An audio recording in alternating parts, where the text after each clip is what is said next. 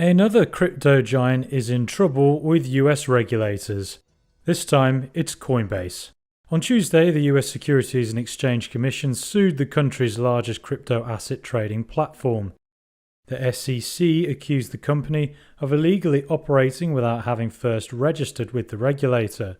It said Coinbase operated as an unregistered broker by handling cryptocurrency transactions since at least 2019. It's alleged to have evaded the disclosure requirements meant to protect investors. The SEC accused the firm of operating as an unregistered broker through its services Coinbase Prime and Coinbase Wallet. SEC Chair Gary Gensler tweeted that the company's alleged failures deprived investors of key protections from fraud and other serious matters. Shares in the firm fell around 16% in pre-market trading after the lawsuit was filed. Coinbase did not immediately respond to a request for comment. The lawsuit comes just a day after the SEC sued Binance and its founder, Changpeng Zhao. Binance is the world's largest crypto exchange. Data released Tuesday showed investors had pulled around $790 million from the exchange and its US affiliate in the 24 hours following the lawsuit.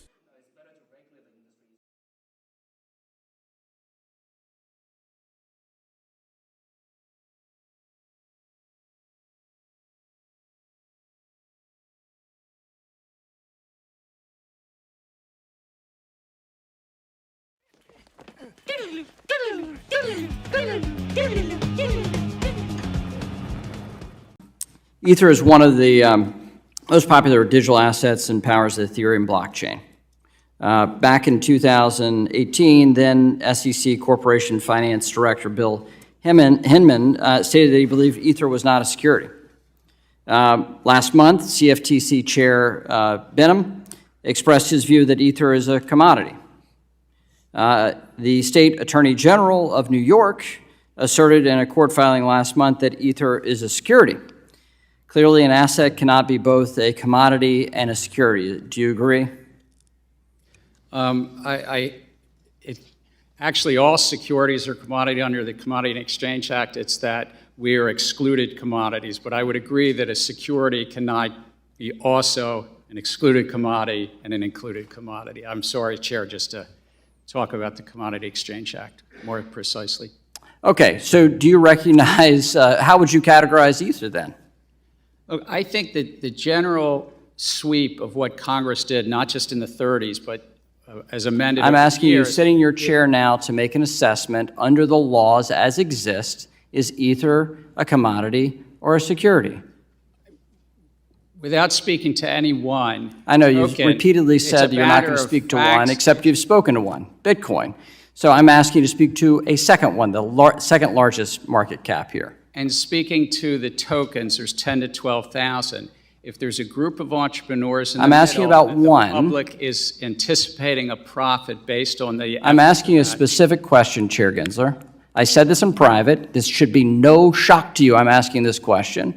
Is Ether a commodity or a security? And again, it depends on the facts and the law, and if there's a group of individuals... I'm asking you about the facts and the law sitting in your seat and the judgment you are making.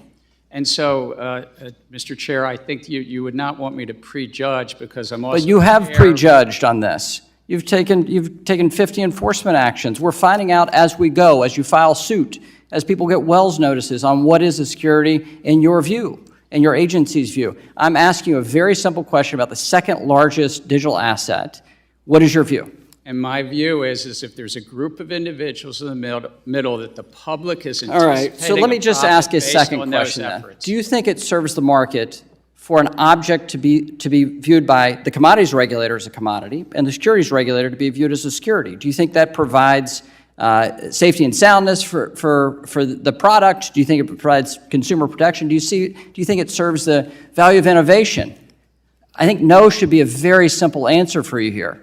I think that uncertainty is bad, is it not? And I think that Congress has said that there's one agency, the Securities and Exchange Commission, under this committee. And you won't answer my question, and you're the head of that agency. So give me a break. Come on.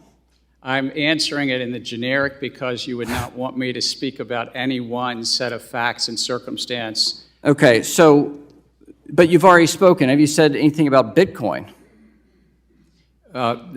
My predecessors and the agency itself has spoken to that. Okay, Yes. but you're not willing to do the same about Ether. Okay, so let me just step back.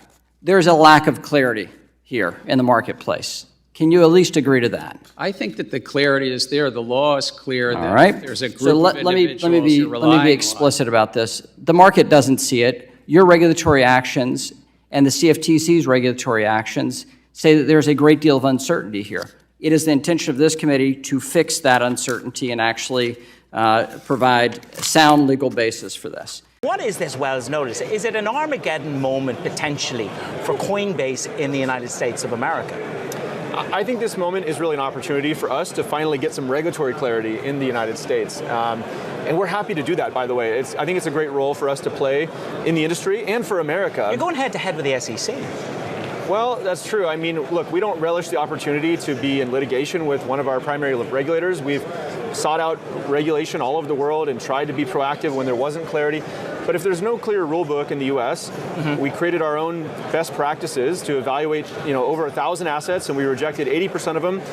The 200 or the 20% that we list, we believe are commodities, and there's been no clear rule book. And so if we receive a Wells notice, I feel like we have a duty to push back and go seek case law that will help bring this clarity to the U.S. I mean, I fiddled around with this question for about 2 hours. SEC, CFTC. What is the question you asked the CEO?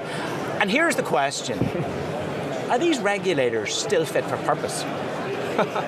Well, I think there's certainly a role, yes, because crypto is many things. Crypto has commodities.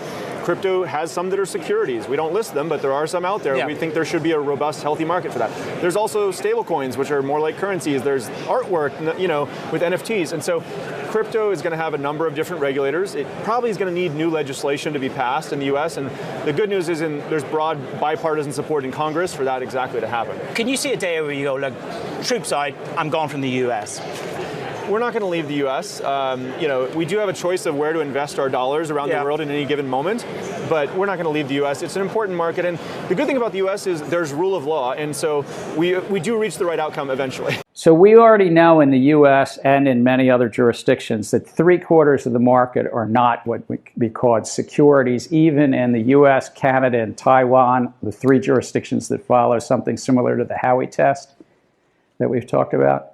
3/4 of the market is non-securities. It's just a commodity, a cash crypto.